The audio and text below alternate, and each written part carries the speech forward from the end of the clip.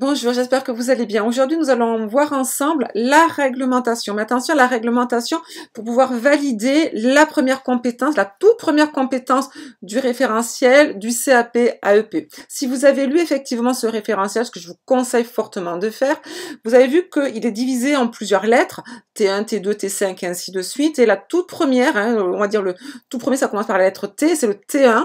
Et effectivement, T1 vous demande de recueillir les informations, s'informer. Ce T1 est divisé en 3 petites sous-parties et l'une de ces 3 petites sous-parties s'intitule Identifier les ressources et les contraintes techniques de son intervention, la réglementation. La partie T, c'est une matière, on va dire, transversale que vous allez donc avoir. Vous pouvez donc avoir des questions en EP1, en EP2 et en EP3. Donc vous voyez bien, vous ne pouvez pas y échapper. C'est pas possible d'échapper à la réglementation. C'est partie également de la grille d'évaluation. Vous allez être noté avec une grille d'évaluation. Les examinateurs à l'oral, à l'écrit vont avoir cette fameuse grille d'évaluation qu'il faut compléter et la réglementation fait partie de la grille d'évaluation. Donc vous ne pouvez pas échapper à la réglementation, même si je sais que beaucoup d'entre vous essaient justement de vous y échapper et surtout ne voient pas l'intérêt. Alors attention, surtout à ce qui s'est passé, on va dire, dans l'été, on va pas y revenir dessus. Les examinateurs vont vraiment être de plus en plus, on va dire, pointilleux sur ces connaissances de la réglementation. On va le voir ensemble. Donc pour ceux qui ne me connaissent pas, donc je suis Béatrice Monnier, formatrice pour les CAP, AEPE, VAE, mais également concours d'ATSEM sur Toulouse.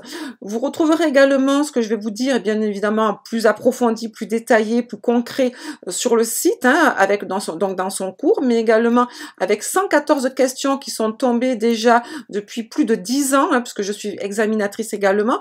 Donc voilà, 114 questions sur la réglementation, des questions membres du jury, des questions qui ont été posées donc sur les 10 dernières années, avec bien évidemment les réponses forcément.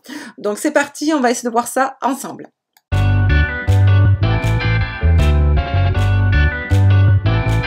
Alors, si on reprend là, on va dire le référentiel, la réglementation, elle englobe pour la partie T1, parce qu'attention, on va avoir d'autres réglementations un petit peu partout dans ce référentiel, mais pour la partie T1, la réglementation, elle englobe notamment 7 domaines. Premier domaine, réglementation autour des aires de jeu. Deuxième domaine, réglementation autour du matériel éducatif et pédagogique. Troisième domaine, réglementation relative aux équipements de puériculture. Quatrième domaine, réglementation relative dans les produits de soins que l'on va mettre sur la peau de bébé. Cinquième domaine, les choix produits pour les activités de loisirs créatifs. Sixième domaine, réglementation autour des produits d'entretien. Enfin, septième domaine, la réglementation dans l'organisation spatiale des locaux. Vous voyez, en fait, en gros, cette première partie, donc cette première notion plutôt, englobe un petit peu vraiment la partie, on va dire, technique.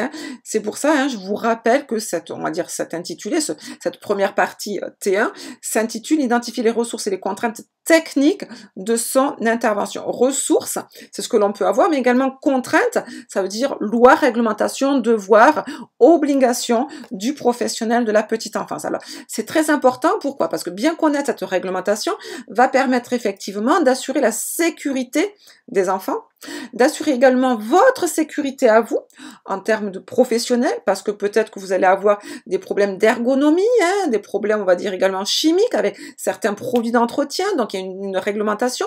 Ça va également rassurer les parents, parce que vous connaissez, on va dire, la réglementation, donc du coup, vous assurez la sécurité de leur enfant.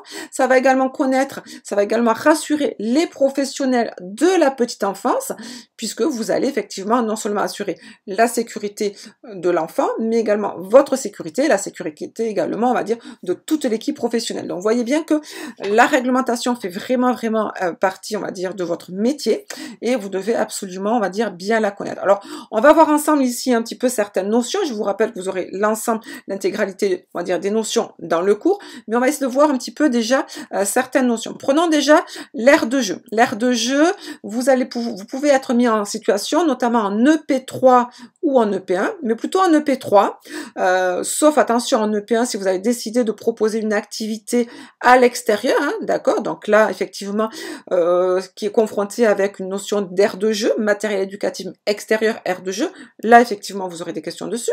Sinon, ça sera plutôt en EP3, en tant qu'assistant maternel, soit assistant maternel réel, soit assistant maternel avec un ensemble documentaire. Vous serez peut-être amené à proposer à l'enfant une sortie au parc, ou sortie au RAM, ou une sortie, on va dire, dans une crèche familiale, pourquoi pas aussi, avec la présence, donc, du coup, d'un aire de jeu. Aire de jeu, c'est quoi?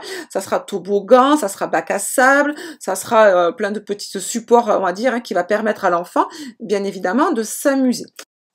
Alors du coup, que devez-vous faire hein, si vous souhaitez proposer, on va dire, une activité aire de jeu, accompagner les enfants lors d'une balade dans un parc? Quel est votre rôle? Ça, c'est l'une des questions, on va dire, fréquentes, très fréquentes. Hein, je vous rappelle, j'en ai listé plus de 114. Ça fait partie d'une des questions. Hein, votre rôle, justement, le rôle du professionnel de la petite enfance, c'est déjà de s'assurer, c'est ce que nous demande la réglementation, c'est de s'assurer que l'aire de jeu soit conforme et respecte l'âge de l'enfant. Je vous rappelle que c'est une obligation, c'est parti du décret 94 et 96. Ah oui, alors là aussi, on va parler de décret, de loi, de directive. Il va falloir un petit peu se faire un petit schéma. Hein. Si vous prenez le cours, vous verrez à la fin, je vous ai mis, on va dire, toute une liste récapitulative, un tableau avec tous les décrets, date par date, et ainsi de suite, pour que ça soit un petit peu plus clair, parce qu'effectivement, on s'y perd. Ça, c'est très important aussi. C'est l'un des conseils que je vous fais, hein, d'accord? Faites-vous des petites fiches de dates, de mots, de vocabulaire, voilà, c'est très important. Donc, on revient. Donc, que nous dit notre décret 94-96 relatif justement aux aires de jeu, réglementation relative aux aires de jeu? Il faut que le professionnel vérifie on va dire la tranche d'âge des aires de jeu. Cette tranche d'âge doit obligatoirement être indiqué clairement avec du coup également les risques pour l'enfant, mais également un numéro, on va dire le numéro du gestionnaire de l'aire de jeu, donc imaginons que ça appartienne à la mairie, donc le numéro du service technique de la mairie en cas de défaillance, en cas de problème dans l'aire de jeu, hein, voilà. Donc ça c'est une obligation, vous devez obligatoirement respecter bien évidemment la tranche d'âge. Si vous ne respectez pas cette tranche d'âge, et s'il arrive quelque chose à l'enfant, un accident, notamment un accident grave, c'est le professionnel qui est responsable. On ne peut pas accuser la mairie ou la collectivité ou n'importe qui hein, d'être responsable si déjà on avait un avertissement, attention, par exemple, aire de jeu interdit aux enfants de moins de 3 ans, et malheureusement, vous avez proposé l'aire de jeu à un enfant de 18 mois, par exemple. Accident qui survient, voilà, c'est le professionnel qui est responsable. Donc ça, c'est la toute première chose à faire, bien évidemment, c'est de proposer toujours du matériel. Hein, alors ça sera valable dans l'ensemble, on va dire, des réglementations. Mais là, on parle de l'aire de jeu, hein, une aire de jeu, on va dire, vraiment adaptée à l'âge de l'enfant. C'est la première chose. Votre rôle également en tant que professionnel de la petite enfance, c'est de vérifier absolument l'état de l'aire de jeu. Bien évidemment, même si l'aire de jeu est adaptée à l'âge de l'enfant, vous devez obligatoirement vérifier son état, surtout un aire de jeu qui est à l'extérieur, va peut-être avoir, on va dire, des intempéries, des orages, il va s'abîmer, voilà, il peut y avoir forcément hein, des aléas. Donc du coup, vous devez vérifier, on va dire, l'état de l'aire de jeu, surtout si on a, pourquoi pas, on va dire du bois, hein, on ne sait jamais, dans certaines aires de jeu, on a du bois, il faut vérifier qu'il n'y ait pas d'échardes qui pourraient blesser l'enfant, vérifier également qu'il n'y ait pas de clous qui sortent, de clous rouillés, ainsi de suite, que le toboggan ne soit pas fendu, fissuré, qui pourrait blesser l'enfant, voilà. Vous devez bien évidemment vérifier cela, c'est votre deuxième rôle qui fait partie de la réglementation aussi, et puis vous devez aussi, hein, ça c'est une conseil fortement de la PMI, pas partie de la réglementation, mais attention, voilà, ce sont des conseils de la PMI, de la plupart des PMI, hein, voilà.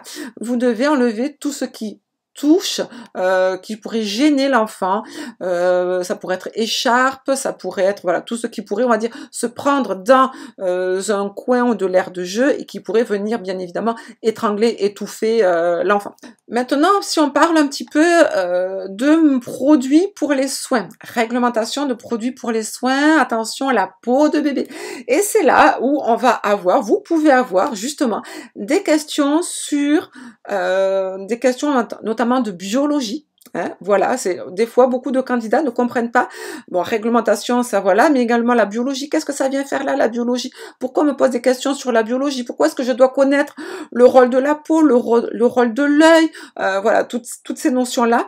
Parce que, voilà, on y arrive. La réglementation, le décret cosmétique, et oui, le décret cosmétique, on va le retenir. Qu'est-ce qu'il nous dit? Il nous dit, attention, qu'un produit cosmétique est un produit dangereux et que la peau de l'enfant, d'où l'importance de connaître le rôle de la peau. Donc, vous l'aurez, hein, si vous prenez le cours, vous verrez, vous avez le rôle de la peau. Donc du coup, effectivement, le décret cosmétique, ou plutôt la réglementation cosmétique de 2009, va dresser toute une petite réglementation qui va être vérifiée, même complétée par de nombreuses PMI sur l'utilisation ou non de certains produits, avec des obligations d'autorisation écrite, ou même voire même hein, de certificat médical ou d'ordonnance médicale pour certains produits cosmétiques.